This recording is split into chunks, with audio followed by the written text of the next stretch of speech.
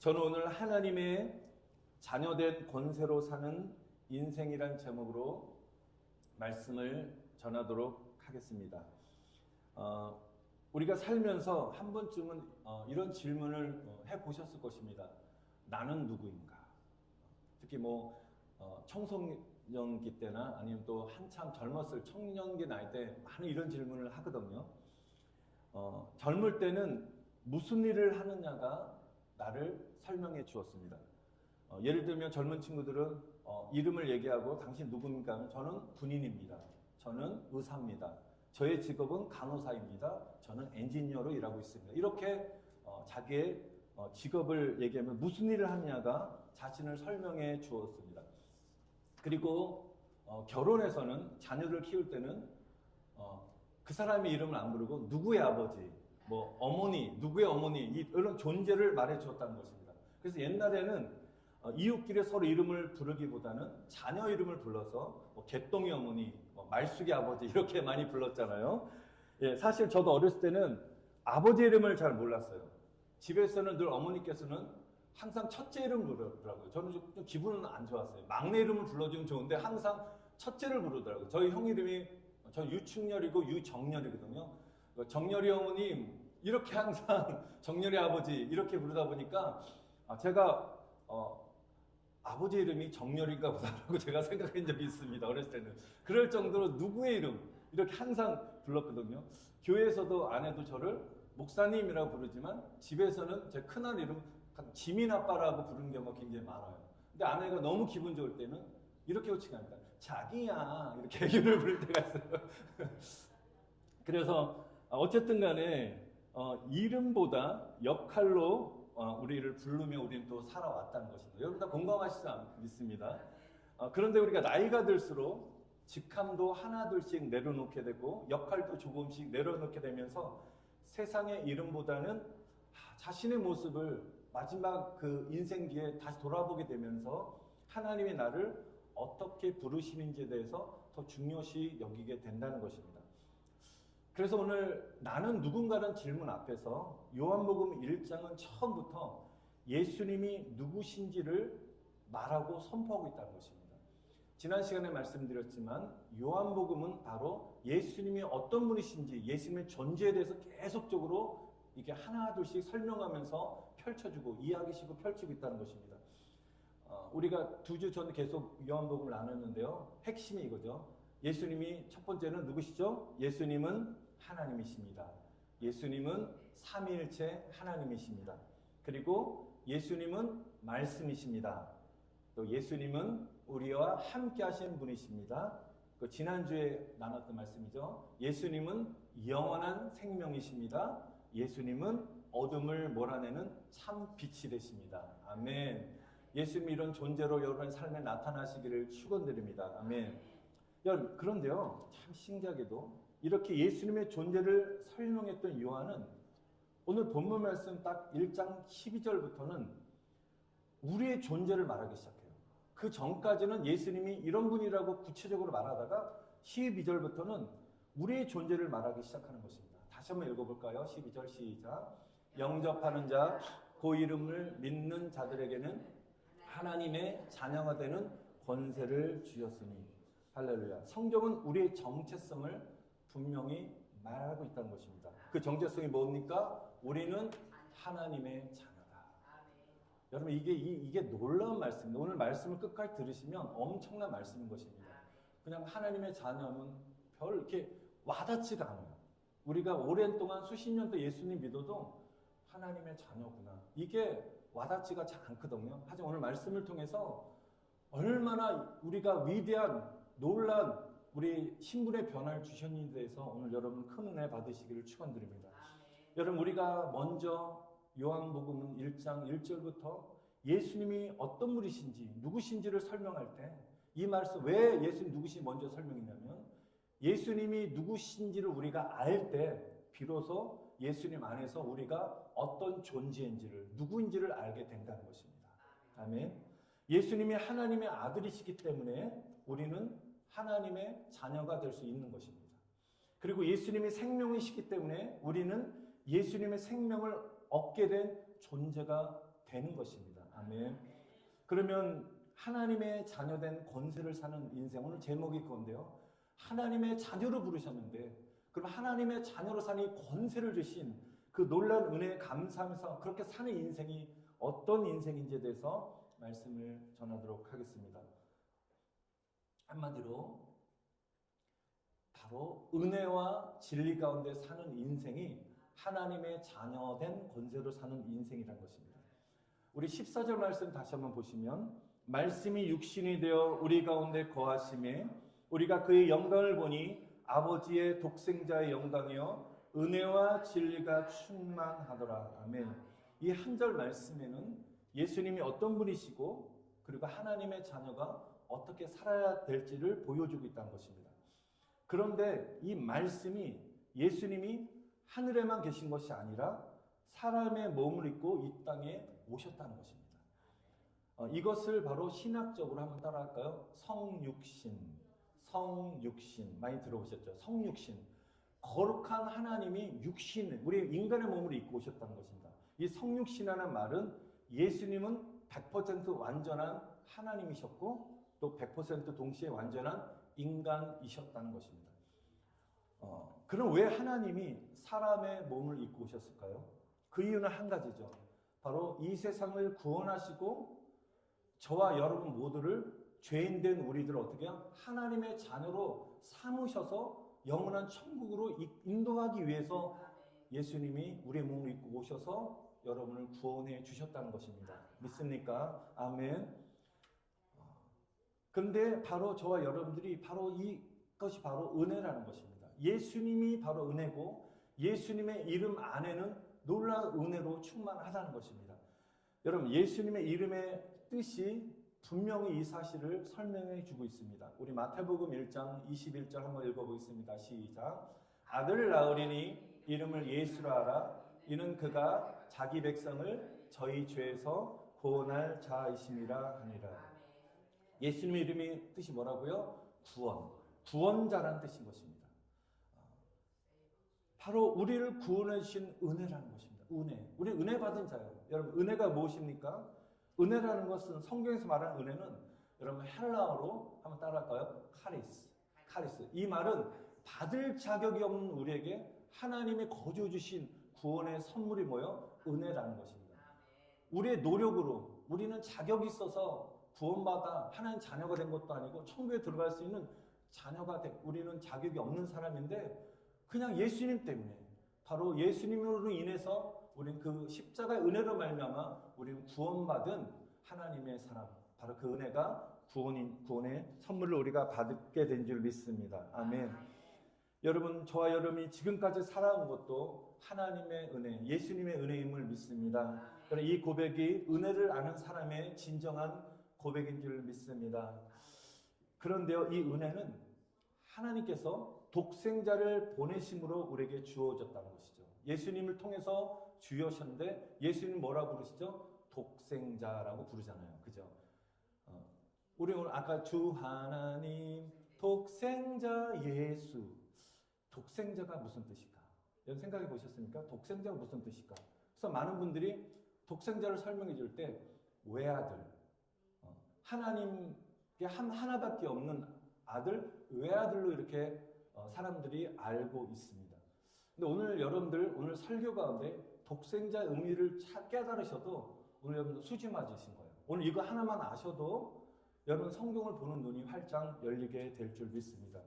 여러분 보통 외아들은 형제가 없는 유일한 자녀를 뜻하잖아요. 그죠? 아들 하나 있는 거. 그래서 많은 사람들이 마치 하나님이 이렇게 아들을 하나 낳은 것처럼 생각하기 쉽다는 것입니다. 그러나 성경이 말하는 독생자는 그런 뜻이 아니라 이런 뜻인 것입니다. 바로 원어가 뭐냐? 모노게네스라는 뜻인데요. 그냥 인간적인 출생 의미가 아니라 본질의 의미라고 해요. 독생자가 본질이라는 뜻입니다. 본질. 그러니까 정확한 의미는 하나님과 같은 본질을 가진 하나뿐인 존재라는 것입니다. 그러니까 하나님이세요. 하나님인데 하나밖에 없는, 하나님과 같은 본질을 가진 하나밖에 없는 존재라는 것입니다. 그러니까 다른 누구와도 비교할 수 없는 유일무이한 아들을 바로 독생자라고 설명하고 있는 것입니다. 그래서 여러분들 삼위일체 개념을 모르면 이게 이해가 안 되는 거예요. 아들? 하나님이라고 하시는데 또 아들이야? 제가 이걸 지금 또 설명할 거거든요. 굉장히 그럼 여러분들이 뭐가 하나 푹 열린 것 같은 제가 그런 은혜를 좀 받게 될 줄 저는 믿습니다. 지난 처음에 시작할 때 제가 삼위일체를 설명했는데요. 삼위일체는 예수님은 베들레헴에서 처음 태어나고 생겨난 분이 아니라 시간이 생기기 이전부터 계셨던 하나님, 곧 삼위일체 하나님, 세 분의 하나님 중에서 이익격인 바로 성자 하나님이시란 것입니다. 그래서 삼위일체는 영어로 트리니티인데요. 트라이아 유니티가 합성어잖아요.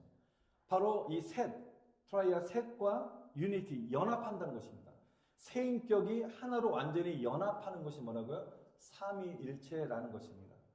근데 이 세 분은 아까 얘기했던 독생자 때문에 본질이 같아요. 본질은 같은데 세 인격이 하나로 연합했다는 뜻입니다. 이것이 바로 삼위일체 하나님이라는 것입니다. 하나님은 한 분이신데 성부, 성자, 성령 하나님이 언제나 연합하여 역사하시는 것이 바로 삼위일체 하나님의 본질이라는 것이죠. 그래서 이 세 분의 하나님은 높고 낮음, 어떤 위치에 어떤 높고 낮음이 없는 거예요. 동등하세요. 동등하세요. 성부 하나님, 성자 하나님, 성령 하나님은 동등한 관계에 있고요. 사랑에서 완전히 하나로 연합하신다는 것입니다. 그래서 일체, 삼위일체라고 부른 것입니다. 예수님은 만들어진, 어떤 육신적으로 만들어진 아들이 아니라 뭐예요? 하나님께서 육신을 입고 이 땅에 오신 뭐예요? 하나님이란 거예요. 이 개념부터 여러분이 이해를 하셔야 되는 것입니다. 그렇다면 왜 예수님을 아들이라 불렀을까요? 하나님이신데, 여러분 그런 생각 안 해보셨어요? 그럼 하나님인데 또 아들이면 피지컬적으로 어떤 우리의 육체 부모가 있고 아들이 있고 딸이 있고 이런 관계로 이해하게 되면 이해가 안 되거든요. 왜 그러면 아들이라고 부르셨을까요? 그것은 예수님의 본질이 높고 낮음이 아니라 성부 하나님과의 친밀한 관계를 드러내기 위함이라는 것입니다. 여러분 가족도 직계가 있어요. 제 아내가 있지만 제 아내는 어떻게 해요? 직계가 아니에요. 제 교단에서도요. 이제 저희 아버님이나 직계 가족이 돌아가셨을 때만 조의금이 나오고 만약에 아내 쪽은 직계가 아니기 때문에 나오지 않거든요. 저희 교회도 마찬가지예요. 직계 가족에게만 이게 보통 일반적으로 조의를 표하거든요. 많이. 그 조의금을 전달하기도 합니다. 그래서 직계는 뭐예요? 그만큼 혈연관계잖아요. 정말 눈을 어떻게 해요? 그 아이를 눈에 집어넣어도 안 아플 정도로 그렇게 표현할 정도로 직계가 그만큼 소중한 혈연관계이기 때문에 바로 이 말씀 뭐냐면 하나님과 성부 하나님 아버지와 하나님의 아들의 관계를 아들로 표현하는 이유는 뭐냐면 친밀하다는 거예요. 그만큼 직계같이 혈연관계같이 친밀한 관계를 표현해서 아들로 인간의 언어로 표현했다는 것입니다. 그래서 성경이란 것은 언어로 썼잖아요. 히브리어로, 헬라어로. 그래서 계속적으로 시대가 지나면서 각 나라의 언어로, 방언으로 번역해서 왔고 우리는 한글로 번역해서 아들로 번역한 건데 그러니까 하나님께서는 하나님인데 이걸 친밀한 관계를 어떻게 표현할까 하니까 아들로 이렇게 표현하신 것입니다. 이해되셨습니까? 요한복음은 굉장히 신학적이면서도 복음적이면서도 굉장히 깊어요. 저는 왜 요한복음 이렇게 많은 분들이 복음을 이해하기 위해서 요한복음을 읽어야 된다는 그 사실을 제가 이 말씀을 준비하면서 더 깨닫게 되는 거예요. 어마어마한 신비가 있고 깊이 있다는 것입니다. 여러분 이번 연도에 정말 요한복음을 많이 읽으시고 요한복음을 통해서 완전히 정말 하나님의 임재 가운데 복음의 놀라운 은혜를 마음껏 누리시기를 축원드립니다. 아멘. 그래서 예수님께서 하나님을 아버지라고 부르신 것은 신성이 부족해서가 아니라 성유신 자리에서 자발적으로 인간의 몸을 입고 오셔서 자발적으로 순종하시면서 십자가에 지시고 피를 흘리셔서 온 인류를 구원해 주셨다는 것입니다. 다시 한번 말씀드리면 예수님은 외아들이 아니라 하나님과 본질이 같은 어떻게 해요? 독생하신 하나님이신 줄 믿습니다. 아멘. 그래서 성경은 예수님을 굳이 또한 아들이라는 관계의 언어를 사용하는데 왜 그럴까요? 다시 한번 말씀드리면 예수님을 아들로 계시하심으로써 예수님을 영접한 우리 모든 사람들을 하나님의 자녀로 삼기 위해서 예수님을 아들로 말씀하고 계시는 것입니다. 그래서 로마서 8장 우리 15절 한번 읽기 전에 우리 바로 요한복음 1장 18절 한번 읽어볼까요? 시작. 본래 하나님을 본 사람이 없으되 아버지의 품속에 있는 독생하신 하나님이 나타내셨습니다. 독생하신 예수님 누구라 표현해요? 독생하신 하나님. 독생이 어떤 뜻이라고요? 혈연관계 어떤 그런 탄생의 의미가 아니라 출생의 의미가 아니라 본질이 같다는 뜻이에요. 하나님과 본질이 같은 삼위일체 하나님, 독생하신 유일하신 그 하나님이 예수님 나타나셨다고 요한은 말씀하고 있습니다. 그래서 우리 로마서 8장 15절 한번 읽어볼까요? 시작. 너희는 다시 무서워하는 종의 영을 받지 않냐고 양자의 영을 받았으므로 아빠 아버지라 부르짖느니라. 아멘.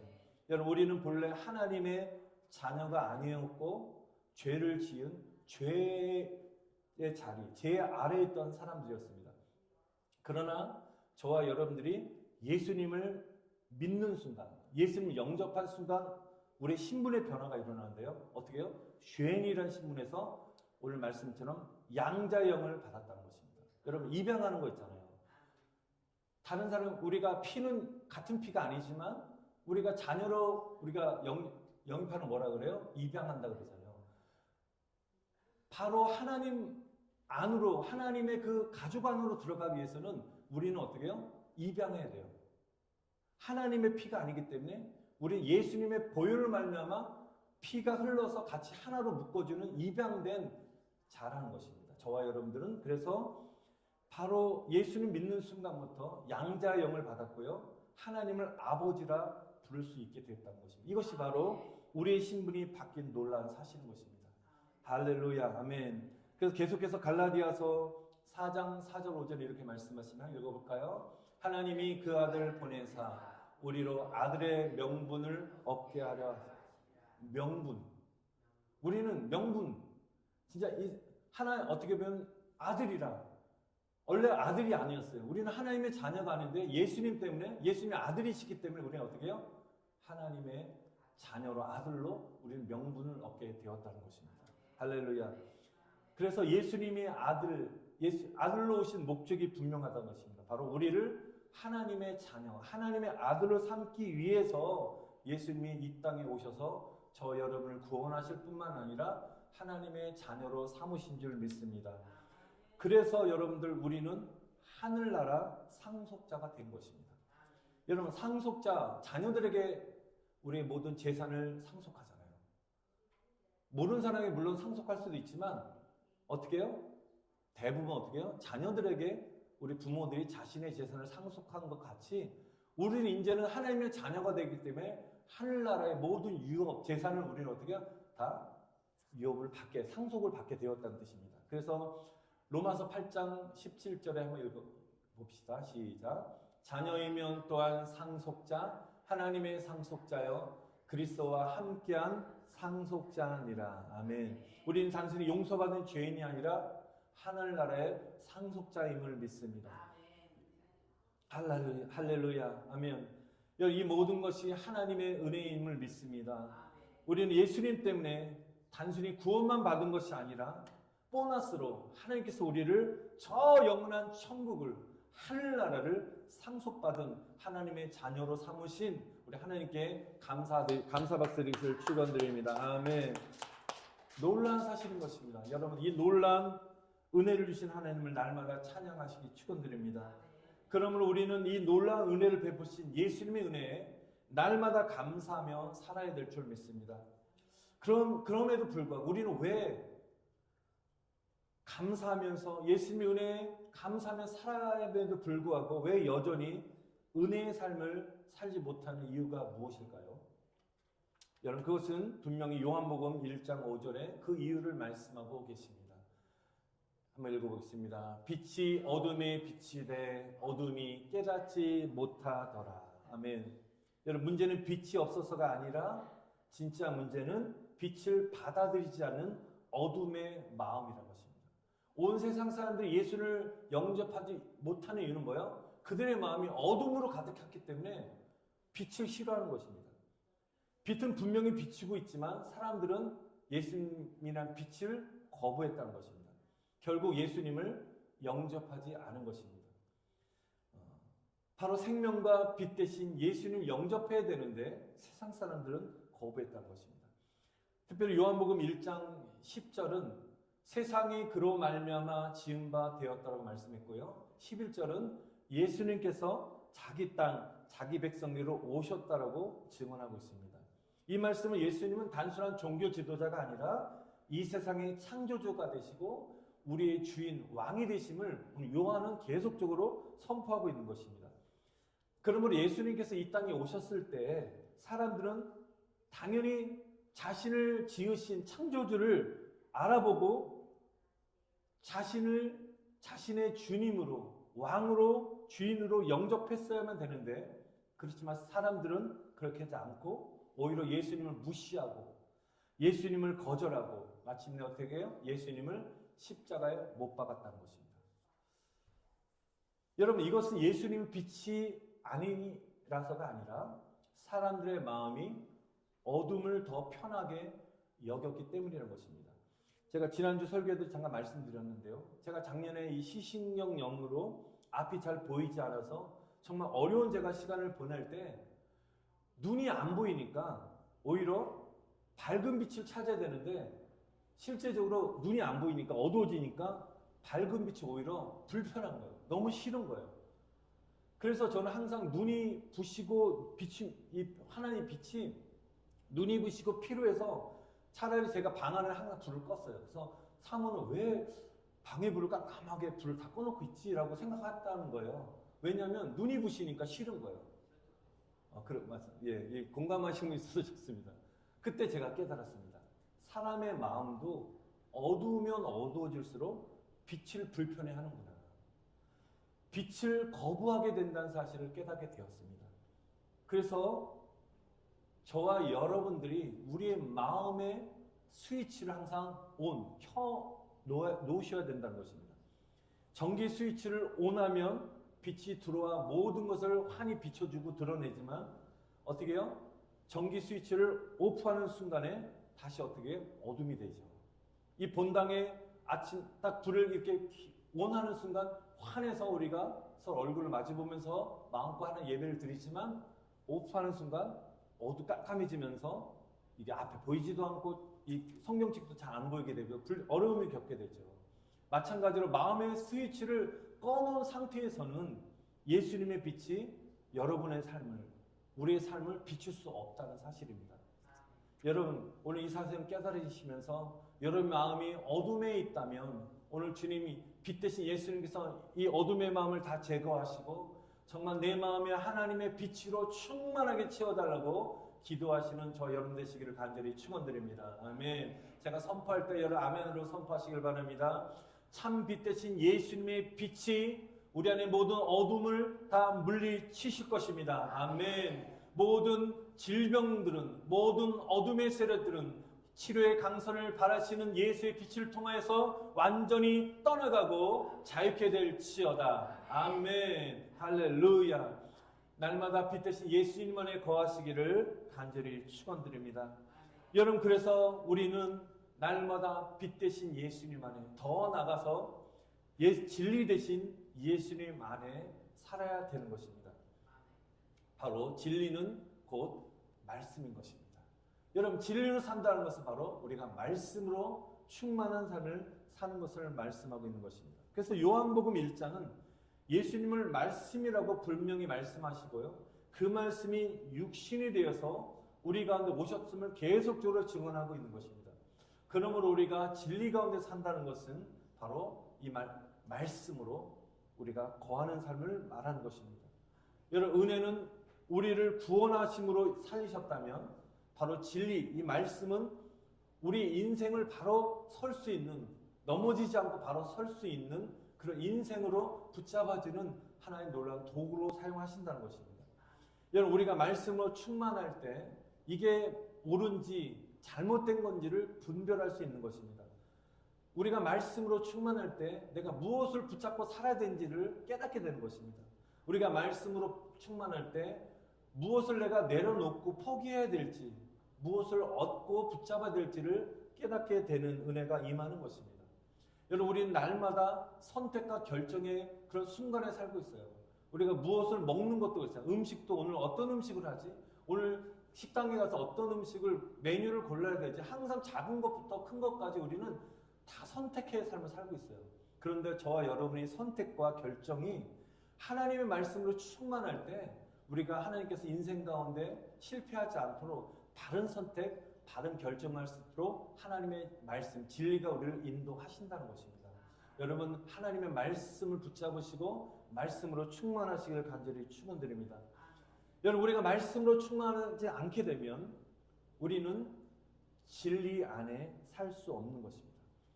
내 안에 말씀이 없으면 결론적으로 내 생각대로 행하고요, 내 감정대로 행하고요, 내 경험이 삶의 기준이 된다는 것입니다.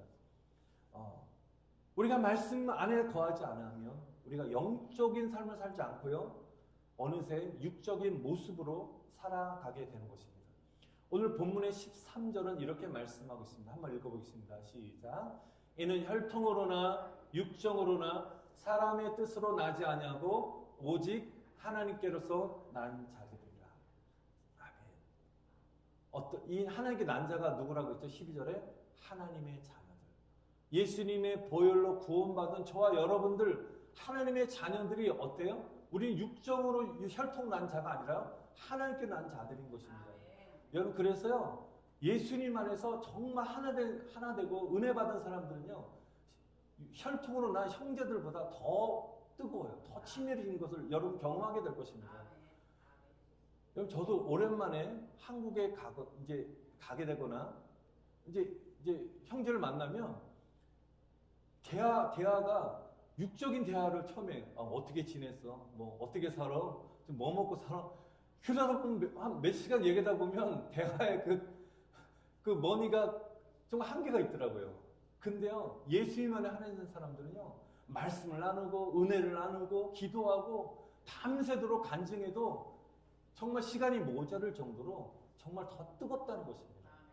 이 말씀이 바로 하나님의 자녀로 묶인 사람들은요, 어떻게 해요? 우리는 인간의 혈통 묶인 자들이 아니라 하늘에서 온 자이기 때문에 하나님의 은혜가 충만하게 될 줄 믿습니다. 여러분, 그러므로 하나님의 자녀들은요, 사람의 방식으로 사는 존재가 아니라 하나님의 자녀들은 환경에 끌려다니는 사람이 아니라 말씀을 따라 생각하고 말씀으로 말하고요, 그리고 어떻게 해요? 말씀의 은혜 가운데 마음을 품고 산다는 것입니다. 여러분, 성경에 보면 여호수아에서 보면 여호수아 중심으로 이스라엘 백성들이 가나안 땅을 정복하기 전에 이스라엘 백성들이 12명의 정탐꾼을 가나안 땅에 파송합니다. 그래서 파견한 이후에 다 정탐하게 하였습니다. 그래서 정탐한 이후에 그들의 보고를 듣게 되었는데 12명 중에 10명은 다 동일하게 이렇게 말합니다. 우리는 저 가나안 땅을 정복할 수 없습니다.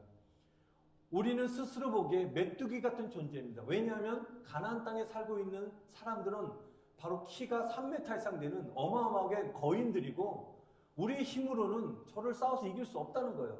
그런데요,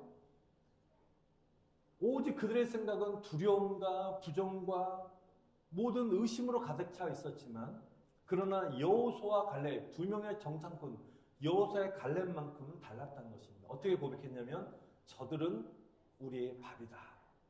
하나님이 우리와 함께 하시면 우리는 반드시 승리한다 라고 믿음의 고백을 했다는 것입니다.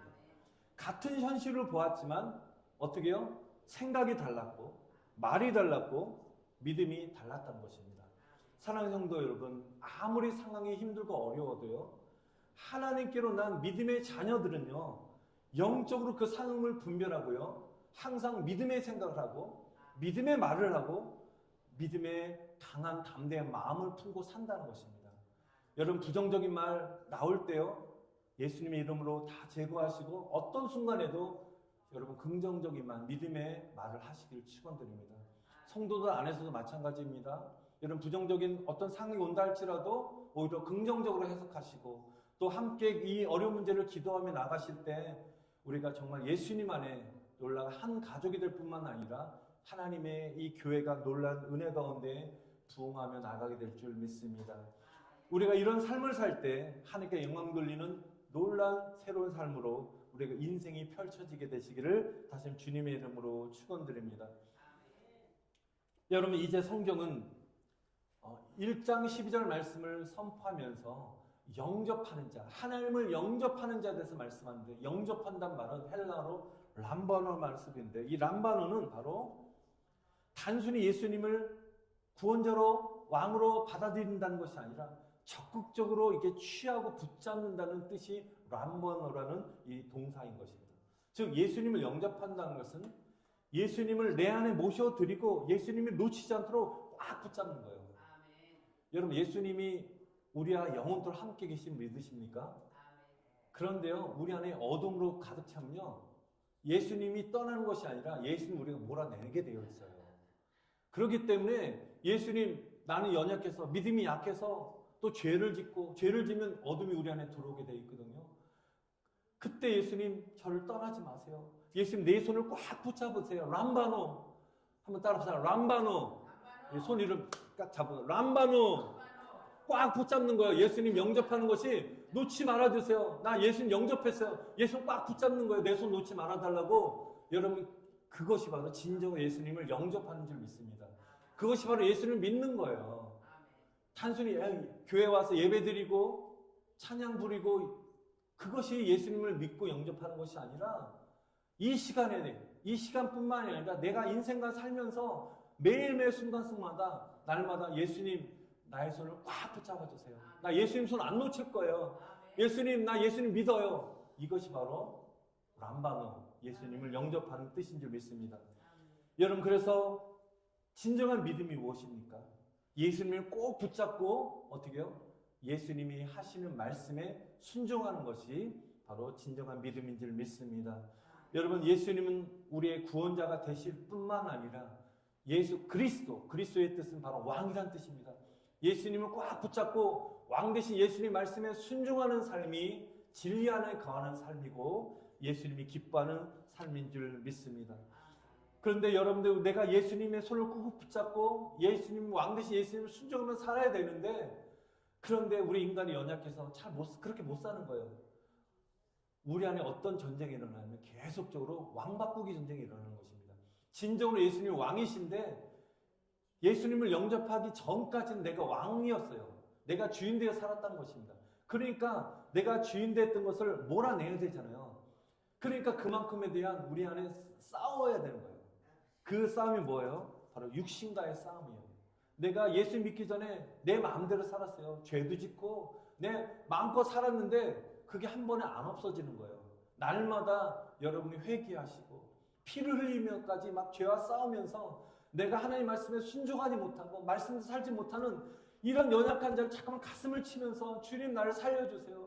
아직까지 내가 연약함 속에 있습니다. 또 죄 지었어요. 오늘 예배드리러 가서 우리는 또 죄를 질 수밖에 없는 연약한 존재예요. 그러지만 그때마다 쓰러질 때마다도 예수님 나의 손을 여러분의 손을 붙잡고 계신 예수님 손을 놓지 마시고 여러분 예수님 안 놓치세요. 여러분 손을 안 놓으세요. 우리가 놓치만 않으면 예수님을 꽉 붙잡고 계십니다.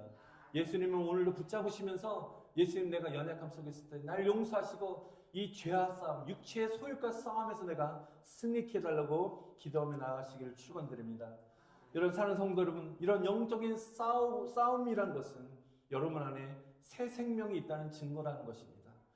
여러분 이제 말씀을 정리하며 마치면서 여러분 우리가 이 시간에 결단했으면 좋겠습니다.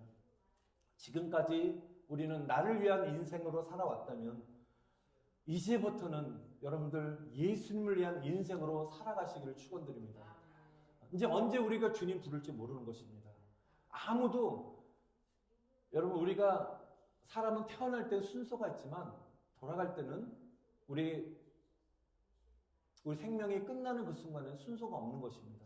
하나님은 언제 부르실지 모르지만 그 순간까지 정말 예수님만 바라보시고 예수님이 기뻐하는 인생을 사시길 축원드립니다. 예수님의 인생을 사시길 축원드립니다. 여러분 자녀들의 인생을 살지 마시고 여러분 자신의 인생을 살지 마시고 여러분은 예수님을 위한 인생을 사시기를 축원드립니다. 그래서 우리의 직업이 인생의 목적이 아니라 바로 우리 직업이 부업이 되어야 되는 것입니다. 예수님의 일이 여러분의 전업이 되시기를 축원드립니다. 오늘 이 예배가 끝날 때 여러분의 마음의 스위치를 온으로 항상 유지하시기를 축원드립니다. 마음의 스위치가 꺼져 있다면 여러분 어둠인 상태인 것입니다. 그렇다면 예수님 여러분 마음에 의지적으로 마음의 스위치를 온 상태로 켜놓으셔서 빛 대신 예수님이 계속 여러분의 삶을 비춰주시도록, 여러분 어둠 속에 있었을 때 그 어둠을 몰아내 주실 수 있도록 항상 마음의 문을 활짝 여시고 예수님을 웰컴하며 살아가시기를 축원드립니다.